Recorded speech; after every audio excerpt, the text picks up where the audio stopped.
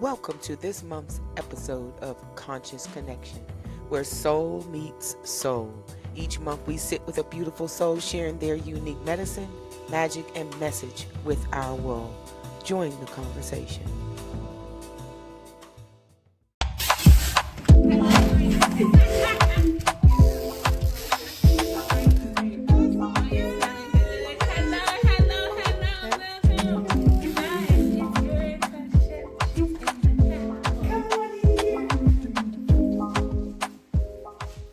The first bless to have this, so I'm just glad. So birthday? I just tell me what you get ready to do. Yeah. Today we are going to be making some beautiful hummus, and it's just something that I really love to enjoy when I'm having a great conversation with a friend. Somebody coming over. This is something that I can whip up really quickly, right? Yes. So I just want to, let's get together. We're going to make us a beautiful hummus, broccoli and the raw carrot and the celery, and it's usually the last thing that's left over. Yes, because all the meat and cheese gets eaten up first. And nobody just wants a raw, crunchy, just broccoli in that type of way, right? So as we are trying to replace the idea, if you will, of value and putting value into our bodies, and food is medicine, I want you to eat all them vegetables.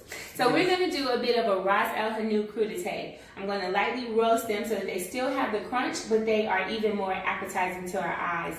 We cook with all of our senses, right? So it's the aroma, it's the smell, it's the sight, and then it's going to be the taste that's going to set it off. I'm excited. Me as well. So let's get into this. Let's get into this. Okay, perfect. So I've got the oven heating already on preheating, and I just want to show you a few of my favorite things to put on the love greens from my good friend Mike at Sow My Greens. And he is he opened this weekend at the Charlotte Regional's Farmers Market. No, I'm sorry, at the Uptown Farmers Market. I'm gonna use this. Oh, bless. Yes. Okay. Bless us. And so this is he's there at that market. And I saw him, and I hadn't seen him for some time. We used to be a vendor over at the Charlotte Regional's Farmers Market, which is like one of the markets I first started in. And when I seen him, I was just so grateful to see him, in this thing. So I had to support. All right. Well, let me just stop because you just taught me how to cut that pepper open. Yes, you guys. Okay, so that is a roll. We're gonna have. I'm gonna talk you through this one. This is a rolling cut. Okay, so. How do you get your bell peppers? Save these. These are not trash. I keep these and I put this in my spring water, my alkaline spring water. Are you serious? I do, and then I make stock. So your own vegetable stock. You already going to the store and buying. Don't buy vegetable stock. You don't buy the vegetables, and then you just put this. I'm gonna put my onion peels, even the skins. It's gonna make it turn a beautiful, kind of pinkish hibiscusy color with the roots of them, right? So I'm gonna use all of that, the tops, everything to make a stock. I am. Get into it. Yes. Get into it. So a rolling cut on the pepper. This is how you maximize and use all the product. You cut the ass end off of it, right? And then it sits flat. And then you cut the top of it as well, right? And then you take your knife and you'll run your knife down the side of it. Bless us. Right? And then it'll make a nice little slit. Then you turn on a roll, and you fit your knife into that nice little blade, and you're gonna run the blade just around the perimeter so that you cut out the stem and also the pip. So that's what we're doing. And you're just gonna take it around and roll it. Sometimes your peppers are shaped a little bit differently. That's okay. God made them all unique. But in any case, you can get around it. That's beautiful. I have just learned something. If anything about this interview is grand, it's me learning how to cut the pepper. But in addition to that, also to make my own vegetable stock. Yes.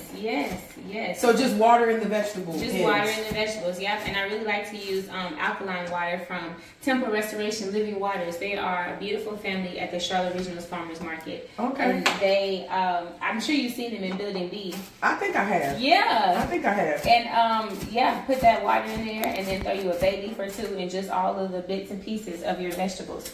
There we go. And so we'll just do that again. And all we're doing right now is cutting them into strips or julienning our peppers. Okay. Right? So you're going to think about making them matchstick. This is going to be our complement to our hummus. So you can think about them as straws in this way, or if you wanted to do it different, maybe more scoopable, you could do it like this. I often, this is a great stopping point because even though they're peppers, I'm going to cut them up a little differently. Yeah, I like that. Just to provide a little more texture, a little bit more, another way to see them. Make it scoopable. Yeah, why not? To get the hummus in. There you go, right? And so we're just going to do nice bite-sized pieces in this way, just depending on how your pepper is shaped. And then you can do the same thing with these. These are our tops, right? So that's not trash. Oh, please don't throw them away. You're such a chef. Oh, it hurt my heart. It's just my gosh, I would hurt your heart because I throw so much away. Oh, bless you. That's how we here. Each one teach one. Okay, and I'm going to do those there the same as well, right? And I'm just going to pop that stem out. Bless us. And then remember, we saving those for our stock. Let's get that. It's just letting us know it's doing what it's got to do. It's got to. But it's ready for the party. Yeah. Okay, and so what I've done right there, ladies, there is just popped in the skillet or the oven, the pan, just so that it can get warm, right?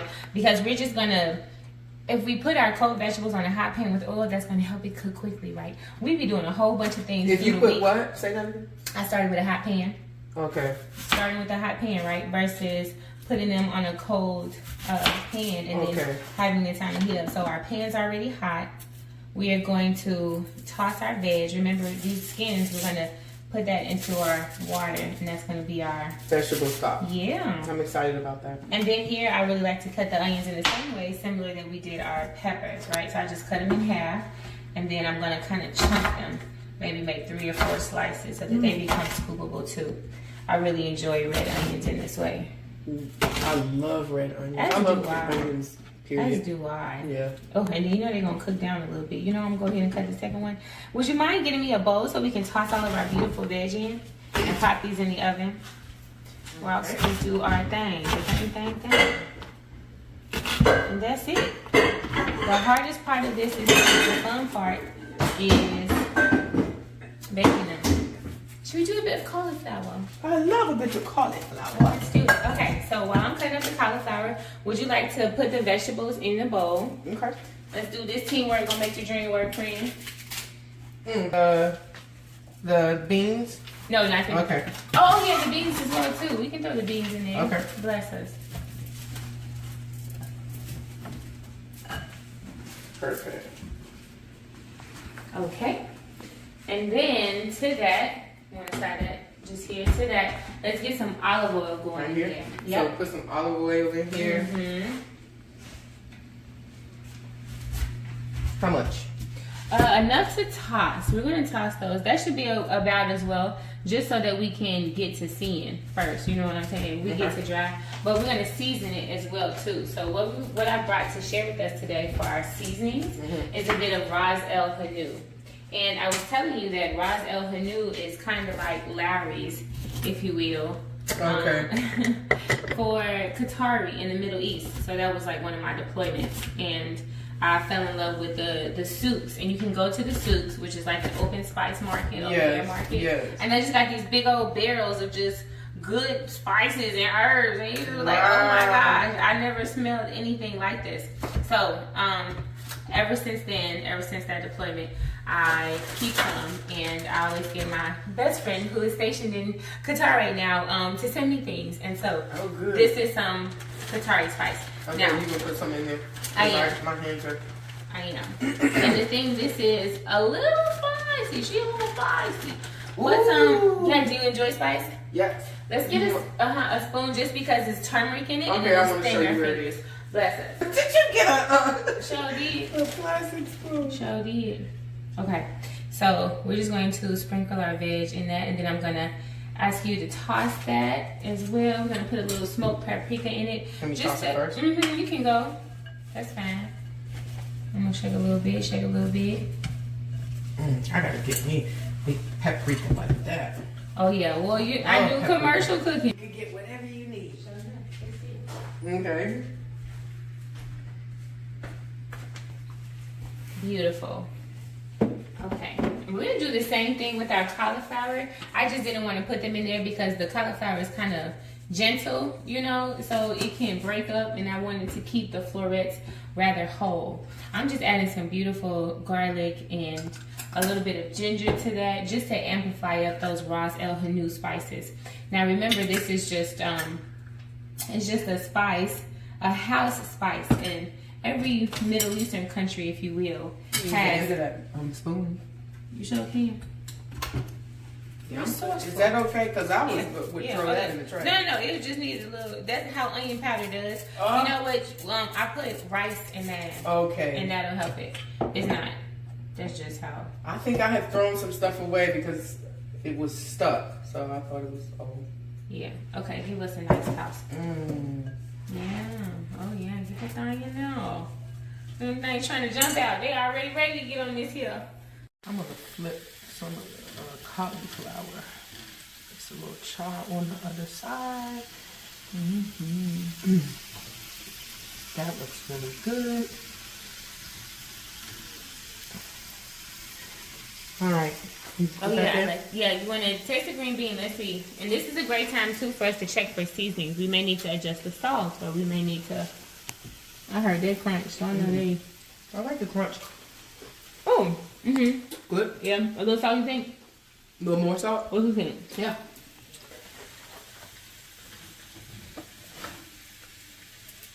Good.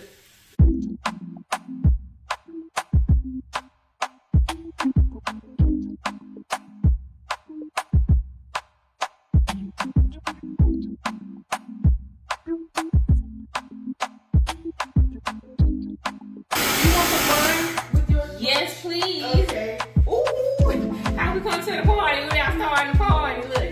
No, this is beautiful. Thank you. Can I just tell y'all that I appreciate the hospitality of the doctor on today. Can I tell y'all that you want to be in this place, y'all? If you could smell what we've got going on into this room, you would just be licking your screen already, huh? Yes. Oh, you rinsed. Okay.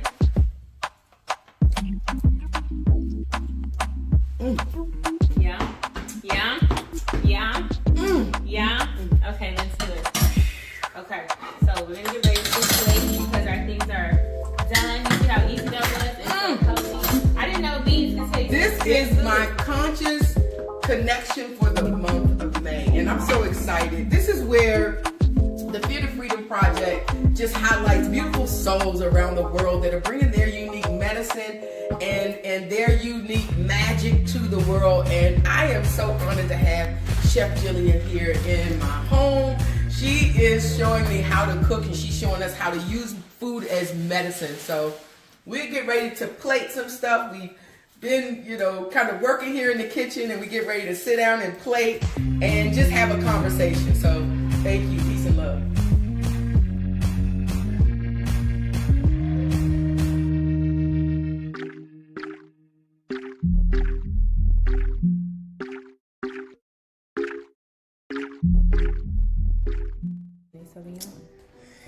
All right, well, we are back now. We have plated our food. You have been such an amazing cultured chef, and our food is plated now, and we get to kind of dig in. So before we dig in, I just want to give honor. Yeah, look at this. This is beautiful. I want to give honor to our ancestors. Thank you so much for the walk that you have before us. Thank you so much. We honor you for all that you have done to make it possible for us to sit here and to partake in this food. And I love you. Thank you, and welcome to my home. And thank you so much for so it having me. is. We shall dig into our bounty. Yes. So I want to taste something. I can't wait for this. I want to get some. So this is our cauliflower with our Ras El Hanout crudité, and we've just lightly blanched, if you will, a little bit of roasting our fresh vegetables. We've got some bell peppers, some string beans or haricot vert, if you will. Some beautiful red onion. This is beautiful. And just a fresh hummus with some nice radish. What was it? Radish? Yeah, radish microgreens. It's a beautiful lunch for a beautiful day with a beautiful person sharing beautiful time. Thank you for having me. Thank you. I'm so glad that you're here. While we are digging into our lunch, you have been so many places around the world. And one thing you talked about was that you were in the military. You're a veteran, and we honor you so much for your service to this country. Thank you so much. A girl vet, right? Yeah. And so you've been so many places around the world. Well, when you were getting ready to transition from military service to civilian service, was there any fear?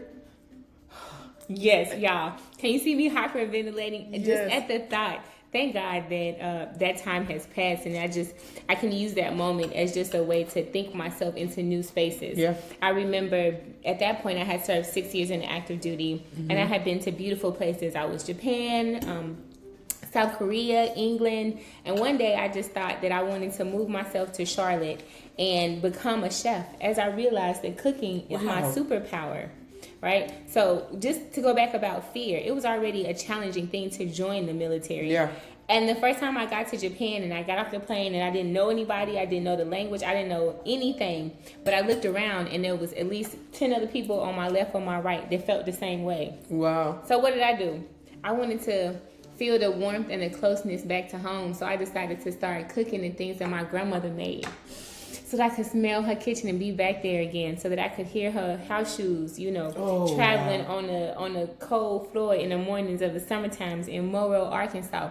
I think that a book, just like a book can transport you places, so can a plate of food. So I transported myself to these far off places when I was afraid and then scared to do those hard things, and that just, it made it a little bit less scary until it was scary no more, until I decided that's how that was my superpower. And I had to come back and I had to teach us and share with us that we don't only have to eat the same things, right? That there's a whole world out there for us if we just do those hard things, right? On the other side of that hard thing is your blessing. And look how it's gotten to be a blessing. I get to share the world with all of us today. Yes, I appreciate that. I really do.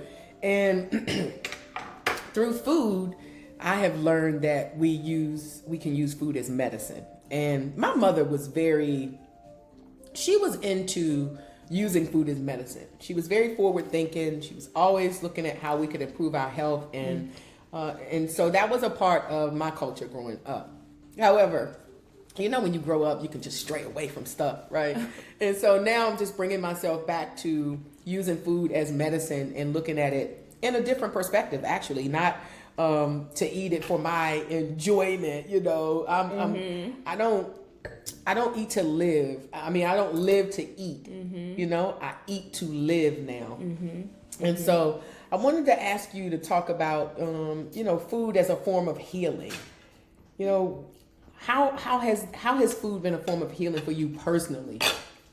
Personally, it was, I guess, joining the military and just learning about your health and wellness. I remember being little and seeing non-colored people doing things like running or exercising or eating zucchini or squash, and we'd be like, "Oh, look at this white people food," or "That's white people stuff." You know what I mean? We've heard that. We make fun of them in that type of way when really that's what we need to be doing. So when I joined the military, that was a time to reconsider the way that I had been eating, the way that I had been moving my body, the way that I had been, reimagining what strength really looked like. And that's what it was. It was a way for me to challenge myself and my preconcepts about what it means to be strong, or even a strong woman, right? That hard thing, that fearful thing. On the other side of that, I came out so much more, bigger in that way. And, just learning the nutrition and what it takes to make your body do these amazing things.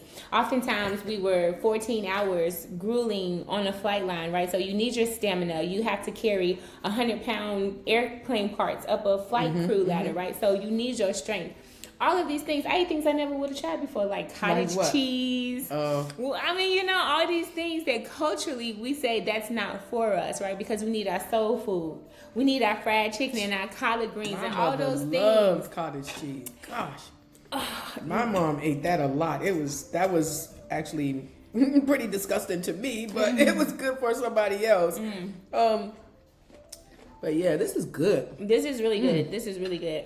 But whenever I would come home on leave, you guys, and I would just be in the kitchen making amazing things like this, I got this from Qatar. I get to share with you Qatar. This is from a deployment. And I would come home on leave and be like, oh, yeah, guess what I had in Thailand? Guess what I had in Paris? Guess what I had in Belgium? Just introducing, if not the world, at least my family, my peers, because I wanted them to know the same things too. Yeah. I was unlocking all type of stuff. Yeah. Just exploring other people's cultures, other people's foods. I was like, wow. The way I just began to think about myself differently, to think about the ways I show up, you know, differently, was all through food and the study of it. So it saved my life in that way. And when I began to go to Johnson & Wales, I didn't realize how much politics was in food. Oh. Politics, right? The food deserts and food insecure spaces. And I'm thinking about, you know, we're here in Charlotte, and I'm thinking about the west side of Charlotte. Yes, exactly. And what a food desert, and what that looks like is very stark contrast to what it looks like in South Charlotte, to where it's a Whole Foods, Trader Joe's, Earth Fare within the 3 block mile radius. Exactly. And you know, and I was just thinking, this is what we are giving our babies to go to school with, and expect for them to think about their hopes and dreams and aspirations, and they can't, because they hyped up on hydrogenated corn syrup and, you know, just stuff, plastics and all those things, you guys. Heart disease, kidney disease, all this kind of, these diseases, those, we don't have to succumb to those types of things.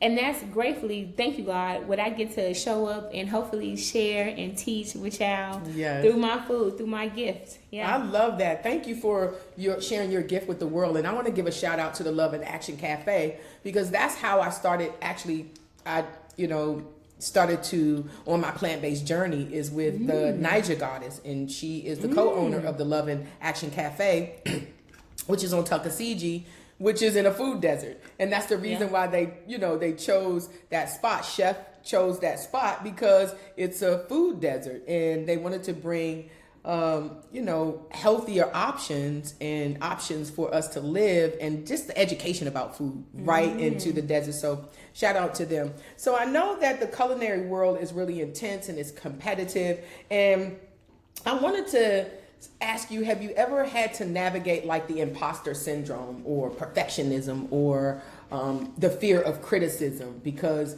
it is a competitive world, the culinary world? Did you have any fears about that? Did you say, sometimes I wanted to not use your voice because you were kind of hiding behind yourself because you were afraid? Or did you bust on the scene and was like, hey, I'm here,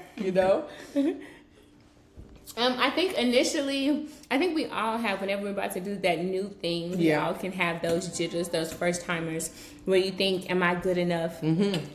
Am I tall enough? Am I strong enough? Especially being a woman, am I pretty enough? Are they going to like me? Are they going to hate me? Are they going to think from being in the military and being mostly in a male-dominated field, if I wanted to express my sentiment, I was either, something had to be wrong with me if I was expressing a sentiment other than so happy and so pretty. Okay. Do you know what I mean? If I raised hell, or not even, so to speak, right? That's what I would be labeled as. If I had an issue and I would bring it up, I was labeled the angry black woman, or did you see Erin Howard with her attitude, or she must be on her period? I mean, something about my emotion, I was reduced to just the female part of it and not who I was. Instead of just having a human emotion, right? And so hearing that can be damaging to the psyche.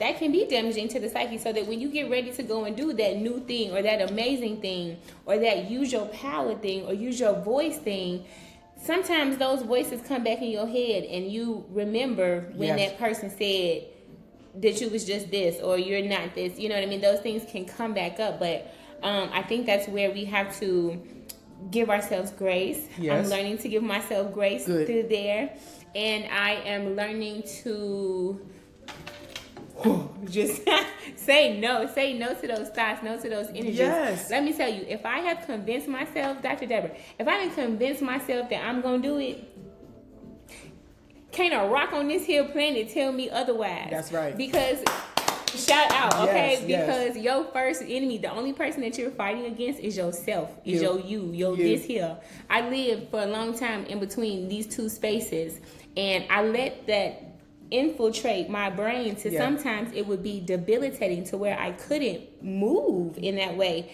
And I was not moving and watching the world pass me by. And that was even much more of a FOMO, fear of missing out. Yes. That's what the kids say, fear of missing out, right? Because I knew I should be in that box. I knew I should be in that mix. I knew everything should be circulating around me. You know, what is it when you know you've been called to do something and to be something apart and bigger than yourself, but you just don't. Then you want to hide behind the shadow. Yeah. And you don't want to be in the fullness of who you are. Yeah. We can't do that anymore. We're not playing small anymore, and that's why definitely why we're here at the Theater Freedom Project. And that's why these plays look like this. That's why these plays, right? Because we are giving ourselves permission to be full and to be great and to be perfect and to take the time and the detail and to show up as yourself authentically. And you deserve it. And we deserve all of the plating, all of this yummy goodness. You give it to other people. So give it to yourself. I love that because that's what the Theater Freedom Project is all about. This is where fear ends and freedom begins. And I am just, again, welcoming Chef Gillian here, the cultured chef, and to the Theater Freedom Project. Thank you for stopping by, and thank you for cooking for me and showing me different ways to cook. So you call yourself the cultured chef. Where did that identity come from? Everything we just said. Yes. Conglomeration of it. Yeah, and I understand that. I love the cultured chef. I love that you are infusing not just our culture, but other cultures because you've been around the world. Yes. Yeah, and so you are infusing culture into the food. I like that. I'm going to tell you, when I first got here, fresh off the boat from England, y'all, and I told somebody for real, I brought a little English friend back with me. You might meet her a little later. But I remember telling someone what I was going to do now that I'm a veteran and I wanted to, transition back into the civilian world. And I told this non-person of color that I was going to be a chef. And her first question to me was, are you going to make fried chicken and collard greens? And she ran the whole gamut of what she thought. That's all we cook. Right. Or someone who looks like me thought they cooked. And it was from that moment on that I was like, I'll never put fried chicken and collard greens on my menu. I mean, like, I can cook it, you know what I'm saying? But you got to call me and order that from me. The kids call it Big Bag. And that's what I'm saying. Like, I just spent this whole time around this whole here world. How dare I come back and just only keep giving y'all what y'all used to? We here to break fried chicken and collard greens. All those things. We here to break these generational curses. I'm coming to show you that there's culture. It's two things I love. It's people and food. Yeah. And at the intersection is culture. And I just want to show you that you can be anything. You can think anything. You don't have to be believing what you thought of. I know sometimes when you subscribe to certain labels, right, you have to fit under live up to them. You do, right? But who made them up? Yeah, exactly. Who told you? Who told you that? Who told you to lie? Who told you that? So this a new day. This a new era. Yes, and that's why I'm bringing the culture. I'm bringing you a different way to think about yourself, to think about the words you speak, to think about the love that you give, the love that you share, the steps that you take. It's all I think can be solved around and or in a plate of food. And definitely to think about what you're putting in your mouth. Okay? So we have to be mindful and cognizant of what comes out of our mouth. But we also have to be cognizant of what we're putting in our mouth as well.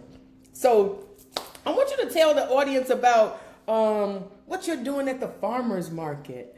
So I came a couple weeks ago to a cook-off that is at the farmer's market here in Charlotte. And I'm telling you, I have been living in Charlotte for 25 years. And I just went to the farmer's market.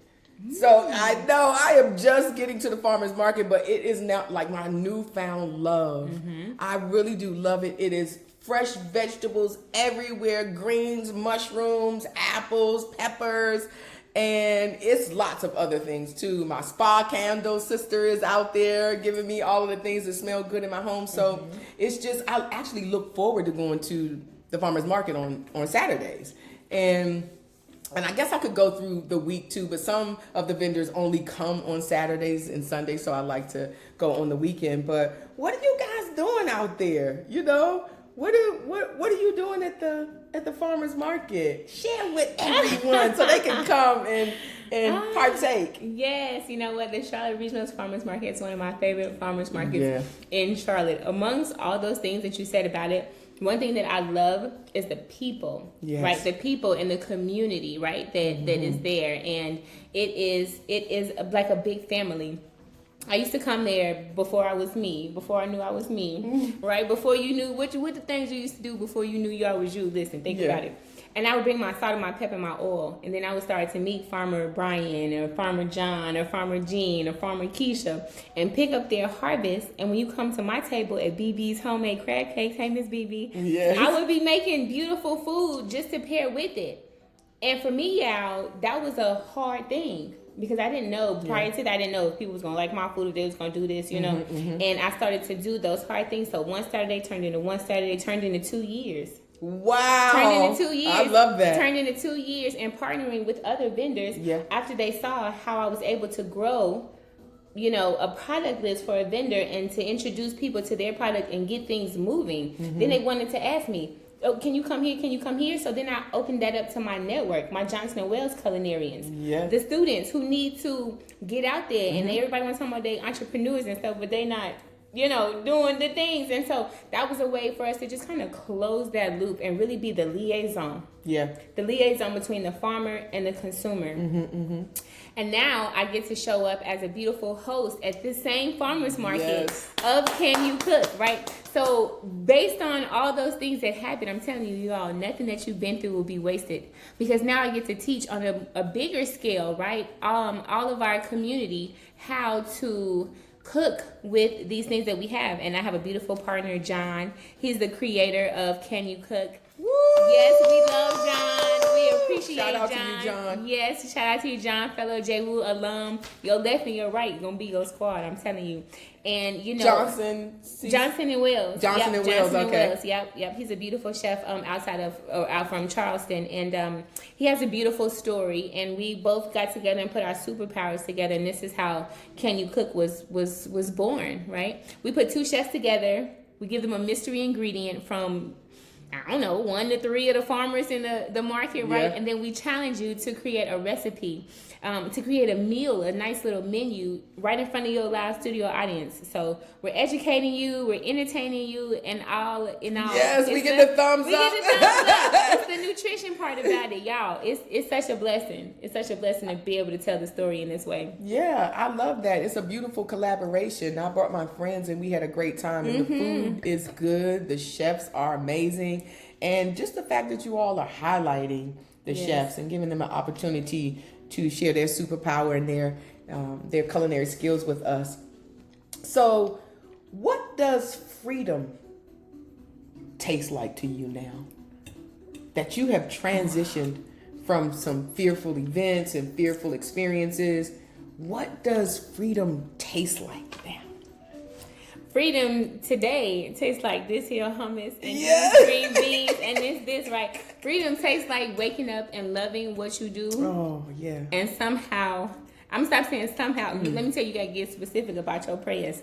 I told God I want to wake up every day and love what I do and somehow pay my bills, and I was somehow paying my bills. Don't do that. You got to get specific. Write your dreams down. That's what freedom is looking like to me. That's what I'm learning what freedom feels like. The freedom to have a clear mind, right? To get away from my 2 ears and to put it down on paper. Once I put it down on paper, it started to come true. It started to manifest. I was able to see it. And that was a freedom, right? To be free from the anxiety of quelling the most beautiful parts of myself. Yes. That's what freedom feels like to me today. It's just opening my heart chakras and being able to receive as much love as I pour out. That's what freedom is feeling like to me. I love that. This is what the Fear to Freedom Project is all about. Yes. Oh my gosh, transitioning into waking up and feeling so happy and proud of who you are and where you are. Being grateful, showing gratitude, and living your most authentic self. I mean, that feels like freedom to me. So for someone who's listening, who's stuck in their fear, who may be right at the precipice of making a decision to be a female veteran or a female service person, to start a culinary business, to go to culinary school, to put themselves out there, what would you say? Because you have made some serious pivots, you really have. What could you tell them to get unstuck, to be unstuck, and to trust their journey? What I'm telling myself in this current moment, I don't think that it is just one piece of advice. I think that we're always evolving. We're always growing. Your frog looks different from day to day, right? The devil, if you will, that you had to fight on this level don't look the same on this level. Don't look the same on this level. It's always going to be something. That's so true.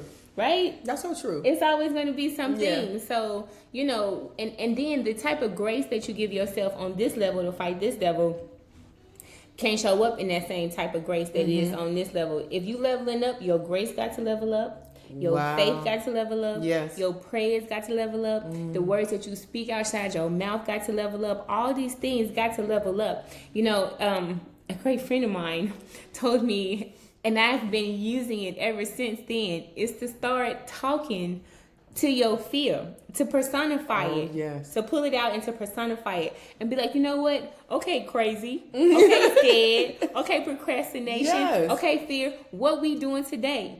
Do the hard things with your frogs, right? With That is just your apples things. that will put your thumb up. Yes. But thank you. It's giving us a thumbs up because we're saying the right truth thing. to power. We're speaking truth to power. You know, do those hard things. I'm learning that just on the other side of that hard thing is the blessing. For me in this season, my hard thing is saying I need help. As a so-called self-labeled, world-labeled, strong black and woman, those are three very powerful nouns and adjectives, right? And I found myself having to subscribe to what I thought each one of those things looked like collectively. And I thought that a strong black woman doesn't cry, she don't ask for help, she not weak, you know, she hold everything, we carry everything, you know. I thought that anything outside of that would make me less than. And everybody I had always seen around me was that strong black woman. You know, we don't tell what go on in our house. We present well, but we don't tell what's going on. All right, you know, it's about 15 of me walking through here at any given time on any given today. Embrace them all, and the moment that you start to embrace them, that's when the healing comes from. Yes. So I want to thank you for sharing that tip with me. Yes, you're welcome. Yes, because fear has served you. You see. And so we cannot say, oh, I don't want fear, I don't like it. You know, it's been there for a reason. I mean, fear has taught us to freeze, fight, flight, move, you know. And so we have to understand it and not ignore it and really talk to it, you know. Like, I understand you are here and you've served me in a way that was good for me, but now we need to collaborate in a different way. Let's use fear. Let's collaborate so that we can help someone else overcome fear. Yeah, not showing up in my space anymore, right? But yeah, it's a good thing. You know, I believe in it. So tell people how can people work with you? Do you do like come into the home and are you a personal chef for people on different holidays? What if I wanted to just pamper myself for a birthday or something? Absolutely. I love coming to y'all's homes and bringing the restaurant to your house, right? Yes. And I started that experience in a restaurant, and then I realized that not everyone may have the opportunity to go to restaurants or to be able to stop and to treat themselves. So it was special to me to be able to come and bring that experience to you at your home front in the place that you feel the most comfortable at, and really just be a part of you. That's how I get to love on y'all. Yes. In that way. But you can always reach out to me. You can follow me on Instagram. I'm Your Cultured Chef. Every other Sunday, come down and watch us at Can You Cook? Come get a bite of something to eat. Yeah. If you have little people, you guys, I have a beautiful cooking camp that I founded with my dear friend and fellow veteran and Johnson & Whale alumni, Chef Anaya from Anaya's Kitchen. Hey, Chef. Hey, Chef. Hey, Chef. Hey, we love you, Chef. We so proud of you, Chef. We, you know what I'm saying? Gang, gang. As they say, that's my heart. And we founded the Junior Culture Chefs. They're 3 years old now. It's so beautiful, y'all. They 7 to 17. When I tell you, them babies can cook. They can cook because they help a lot. When I was there, they were present and visible.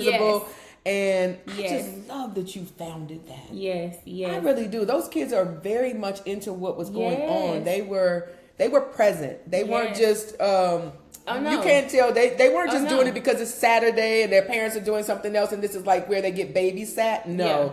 They were involved and engaged, and so that's beautiful. And that's what I'm learning too. We often think, I don't know how you grew up, but I grew up as like kids was out of sight, out of mind kind of thing. Like this was grown folks' business and the babies was over there doing whatever. Yes. I'm telling everybody had their place. Yeah, everybody had their place. Yeah. The babies know what's up. They come here already knowing, right? Already knowing. And I need them to know that food doesn't just come from an app. You don't just order from DoorDash or Uber Eats. Like, it's people that look like me and you that's outside planting, harvesting, putting they good hands in this good dirt and just breaking good ground, right? And to just give them back that sense of community before it's even taken away. I want to put that. If don't nobody else tell you, I want to tell you, or at least show you how to do those things.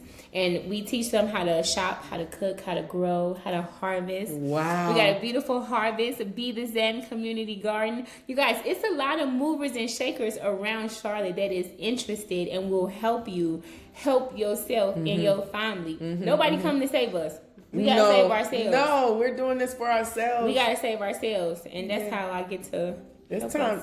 Thank you. It's time to level up. This is how we build community. This is how we stay alive. This is how we continue to evolve and grow. And I am excited about that. And I thank you so much. I want you to know that everything about the Cultured Chef is going to be in the show notes. So look in the show notes and you'll be able to work with Chef Gillian. If this is your first time to the Fear to Freedom Project, welcome. We love you. We're glad you're here, and come back. Subscribe to the channel. Follow us. We are now on Spotify, our iHeartRadio, and Buzzsprout. I don't know. It's some other podcast. I'm new to podcasting, so I don't even know, but we're growing and we're doing big things here. And if you're a returning champion, thank you so much. Yes, another thumbs up. And this is Apple. But thank you so much if you are a returning champion. We love you. I want to say cheers to you. Cheers, beloved. Thank you so much for coming here. And I will see you all soon. And again, this is our spotlight for the month of May. This is the Cultured Chef. Thank you for creating space. I love this. This is so beautiful. Peace and love.